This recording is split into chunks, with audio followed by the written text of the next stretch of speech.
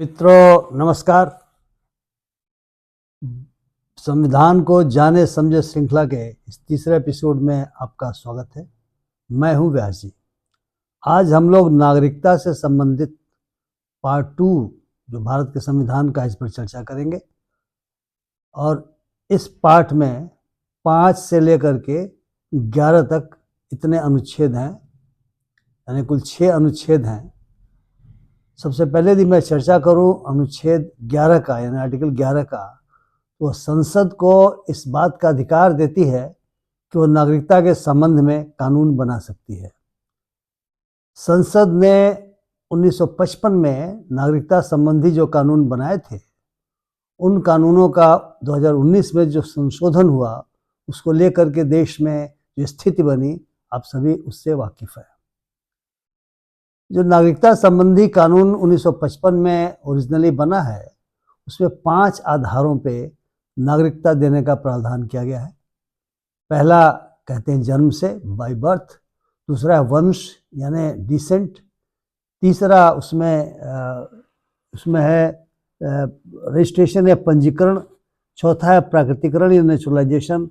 और पांचवा है अगर कोई टेरिटरी जो दूसरे देश की है, हमने उसको एक्वायर कर लिया। तो हमने जब आपको पार्ट 1 की चर्चा आपसे की थी, तो उस समय मैंने कहा था कि अनुच्छेद 2 द्वारा हम दूसरी कोई टेरिटरी अगर इस यूनियन में, यानी भारत संघ में मिला लेते हैं, तो इसका अधिकार हमारे पास, संसद के पास मौजूद है। इन 5 आधारों पर किया था। इसमें धर्म का कोई आधार नहीं था। लेकिन 2019 में जो संशोधन किया गया, जिसको लेकर देश में काफ़ी हंगामा भी मचा और विधि व्यवस्था संबंधी संकट पैदा हुए, उसकी आलोचना भी दुनिया के विभिन्न देशों में हुई। हालांकि वह अमेंडमेंट यानी वो संशोधन अभी तक लागू है।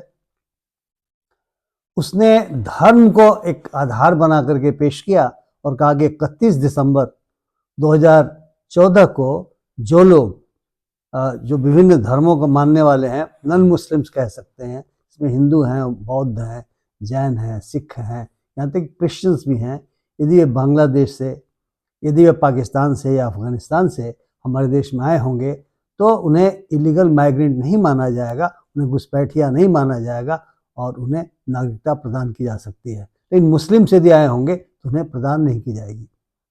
लेकिन संविधान में जो 5 से लेकर के 10 तक के प्रावधान हैं, वे धर्म की चर्चा नहीं करते।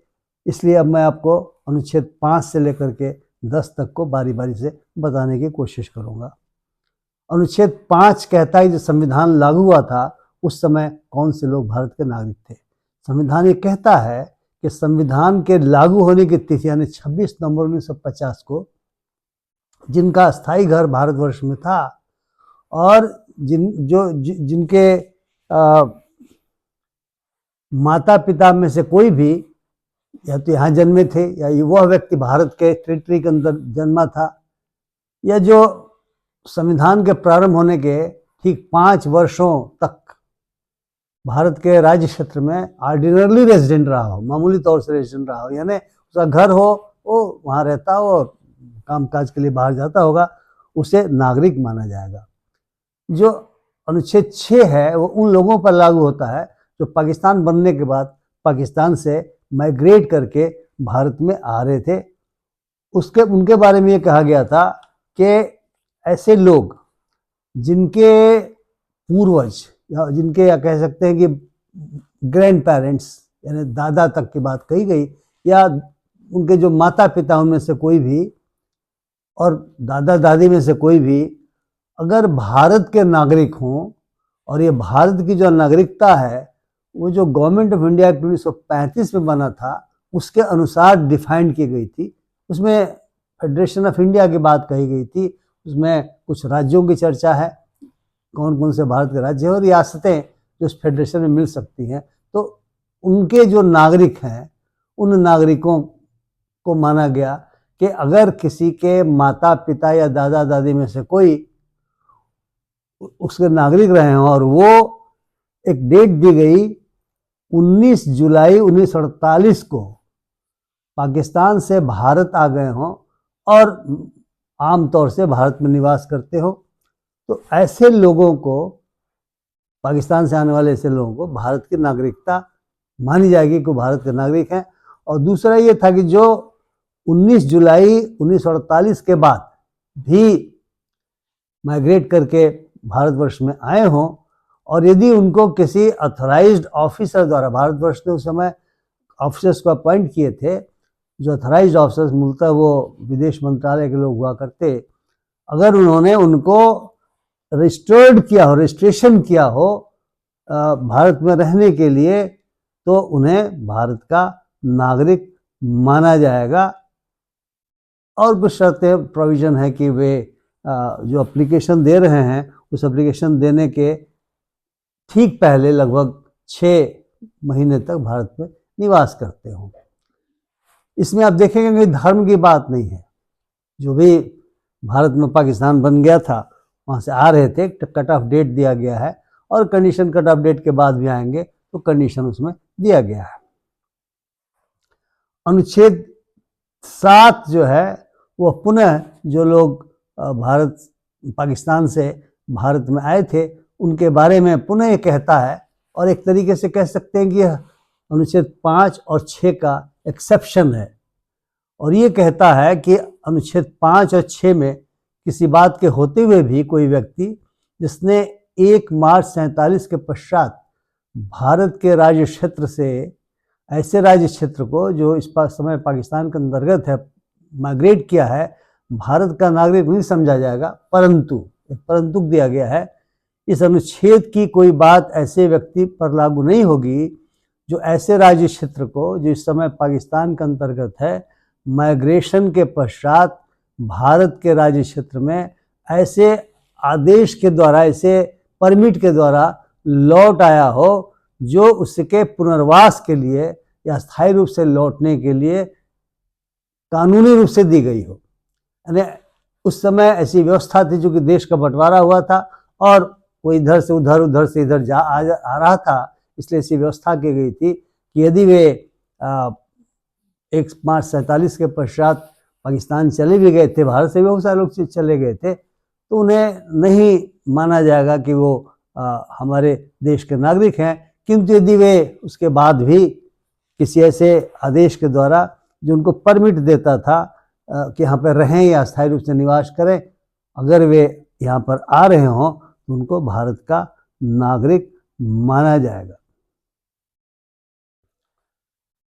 इन्हें एक तरह से उदार व्यवस्था संविधान ने की थी देश के बंटवारे के मद्देनजर। ये नहीं हो कि कोई वास्तव में भारत में रहना चाहता हो, और बहुत सारे कारण होते हैं, उनकी प्रॉपर्टी यहाँ थी, देश का बंटवारा हुआ, लोग भाग करके उस साइड में गए, उस साइड से बहुत सारे लोग भाग करके इस साइड में आए। तो ऐसे लोगों के सुविधा के लिए ये अनुच्छेद 7 में व्यवस्था की गई। अनुच्छेद 8 भी बहुत मजेदार है। ये कहता है कि बहुत सारे ऐसे लोग हैं जो काम धंधे के सिलसिले में देश के बाहर, भारत के बाहर रहते थे, लेकिन ऐसे लोग जो देश के बाहर रहते थे और वे इंडियन ओरिजिन के लोग थे, यानी हमारे देश के लोग थे जो यहाँ से बाहर रहते थे, उन्हें भी नागरिकता का अधिकार दिया जाएगा, बशर्ते कि कुछ शर्तें हैं कि उनके माता या पिता में से कोई अथवा दादा या दादी में से कोई मूल रूप में भारत जो गवर्नमेंट ऑफ इंडिया 1935 है उसके अंतर्गत भारत में जिनका जन्म हुआ हो और जो भारत में मोटे तौर पर निवास करते रहे हों, परंतु इसके लिए उनको जिस देश में निवास कर रहे हैं वहाँ जो भारत का काउंसिलर है या एम्बेसी है उसके लिए व्यवस्था रहती है, वहाँ पे उनका आवेदन देना पड़ेगा कि मेरे माता पिता में से कोई एक या माता पिता दोनों या दादा दादी में से एक या कोई भारत में निवास करते हैं और मैं भारत की नागरिकता चाहता हूँ। तो ऐसे लोगों को जो देश के बाहर निवास करते हैं, आप जानते हैं दुनिया के विभिन्न देशों में हमारे भारतवंशी फैले हुए हैं और वो संविधान बनने के पहले से ही फैले हुए हैं। तो ऐसे लोगों के लिए अनुच्छेद 8 में ऐसी व्यवस्था की गई। लेकिन अनुच्छेद 9 में यह भी कहा गया कि अगर किसी ने किसी दूसरे देश की, भारत के बाहर किसी देश की स्वेच्छा से नागरिकता ले ली हो तो वो भारत का नागरिक नहीं माना जाएगा। ये बहुत महत्वपूर्ण है। आपको मालूम है कि बहुत सारे लोग जो स्कैम्स में फंसे हुए रहते हैं वे देश छोड़ करके और दूसरे देशों में जा करके और शरण ले लेते हैं और बाद में वहाँ की नागरिकता ले लेते हैं। एक बहुत बड़े हीरा व्यापारी जो गुजरात के हैं, उनके बारे में ये बात सुनने में आई है कि वो पता नहीं किसी छोटे से द्वीप में कोई देश है जो वेस्ट इंडीज़ के आसपास है, उसकी उन्होंने नागरिकता ले रखी है और माना जाएगा कि वो भारत के नागरिक नहीं है। उनको लाने की कोशिश की जा रही है, एक्सट्रेडिशन ट्रीटी हुई होगी, उसके माध्यम से कोशिश की जा रही है, लेकिन कोशिश अभी तक कामयाब नहीं हुई है। तो बहुत सारे ऐसे लोग भी, बहुत सारे क्रिमिनल्स, क्योंकि ये तो क्राइम हुआ, हमारे देश के बैंकों का पैसा लेके भाग गए हैं और भाग करके जो है सो वहाँ की नागरिकता उन्होंने ले ली है। कुछ देशों के बारे में माना जाता है कि वहाँ की नागरिकता खरीदी भी जाती है। बहुत छोटे छोटे देश हैं और वे चाहते हैं लोग हमारे आएँ और कुछ पैसा दे, खरीदने से आशय हुआ कुछ नागरिकता लेने के लिए कुछ फीस लगती होगी जिसकी जो काफ़ी ज़्यादा होती होगी और इसके आधार पर नागरिकता दे देते होंगे। ये मैं समझता हूँ खरीदने से इसका मतलब ये हुआ। जो अनुच्छेद 10 है वो कहता है कि भले ही कोई नागरिक हो, लेकिन ये अधिकार प्राप्त है देश के संसद को मोटे तौर पर, जो कोई कानून बना करके ऐसी शर्तें उन पर लगा सकती है जिन शर्तों के अधीन वे नागरिक बने रह सकते हैं।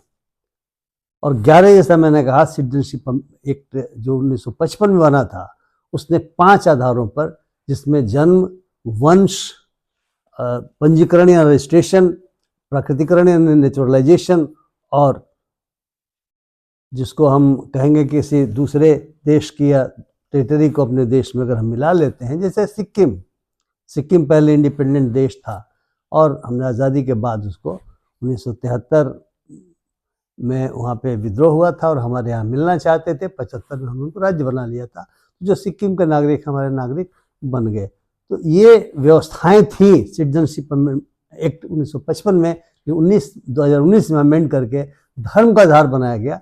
और बहुत सारे लोग ये मानते हैं कि इसने समानता के सिद्धांत का, जो हमारे संविधान का बहुत ही महत्वपूर्ण सिद्धांत है, उसका उल्लंघन किया। जो राइट और रिलीजन है उसके आधार पर डिस्क्रिमिनेशन किया। लेकिन आज की तारीख में वही कानून है। तो मैं आशा करता हूं कि आपको सिटीजनशिप के बारे में, नागरिकता के बारे में जो संविधान के प्रावधान हैं, जो मैंने आपके साथ शेयर किया, आपको ज़रूर अच्छा लगा होगा। यदि आप अच्छा लगा हो तो कृपया इसे शेयर करें, मेरे वीडियो को लाइक करें और अपनी टिप्पणियों से मुझे लाभान्वित करें। और हाँ, यदि अभी तक आपने मेरे चैनल को सब्सक्राइब नहीं किया हो तो सब्सक्राइब करना न भूलें। मैं देख रहा हूँ कि बहुत सारे हंसी मजाक और राजनीति से संबंधित चैनल्स के सब्सक्रिप्शन काफ़ी ज़्यादा हो गए हैं, व्यूअरशिप भी बहुत ज़्यादा है, लेकिन मैं ऐसा नहीं चाहता। मैं चाहता हूं कि हम कुछ महत्वपूर्ण मुद्दों पर आपसे चर्चा करें, ताकि उन महत्वपूर्ण मुद्दों का भी जानें। वो देश के लिए ज़रूरी है, समाज के लिए ज़रूरी है और आपके लिए भी ज़रूरी है। इसलिए आप भी अवश्य इस बिंदु को सोचते हुए और हमारे वीडियो को सब्सक्राइब करने की, हमारे चैनल को सब्सक्राइब करने की कोशिश करेंगे। बहुत बहुत धन्यवाद। नमस्कार।